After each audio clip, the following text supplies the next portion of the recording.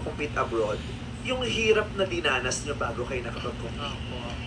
Yung pit-pit nyo yon, marami ko narinig na bago sila nakapag-compete, hirap sila to raise funds, magpaalam sa mga magulang, yung pera, pamasahe, pangkain ninyo, saan kayo magsistay. Kaya pag nanalo na, nag-iiyakan talaga sila kasi doon sila sabi na nag-pay off lahat ng sinakripisyo. At saka yung hirap din ng buhay.